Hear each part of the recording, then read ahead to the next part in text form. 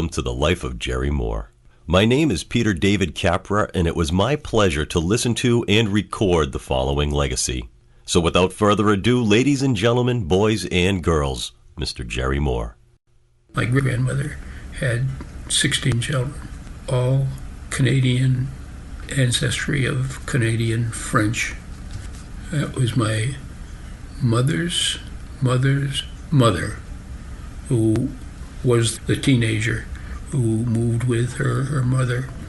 Her mother was married, and she and her husband had a small store in Quebec.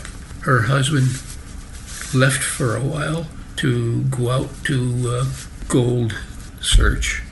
It isn't clear to me whether he came into California and went to that gold. He was there for months, and she didn't hear from him, his wife. And it got too difficult for her to support the family in that little store. And her older children were old enough to work in mills. And there are mills down in the Agawam, West Springfield area. There are about 1, 2, 3 paper mills. Yeah. Strathmore was one of them. Worthy Mills, where my grandmother worked. It was on the Agawam side of the Westfield River. They all got jobs there. It helped the family get by, and that's why they had heard that there were jobs available down in the United States. The family just made their living on the mills. She moved down there without having any contact from her husband. But after some time, he showed up, and the story is that he was in terrible condition from a cleanliness standpoint. He had bugs in his hair, and so she took him in and washed him, got him washed up, and they lived as a family. They survived. Yeah, they were poor, but they survived. I never knew my mother's father.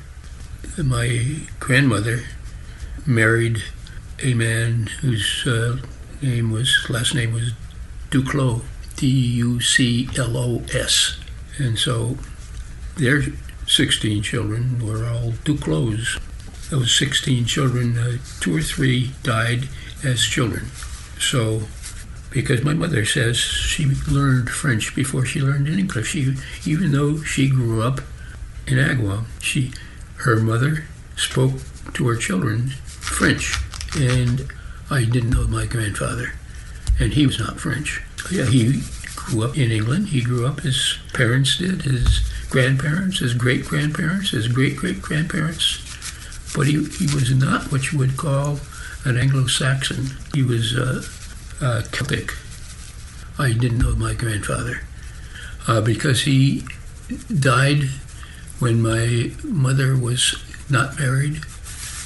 She was 16 years old, and when she was 17, she graduated from high school, and when she was 17, she met my father.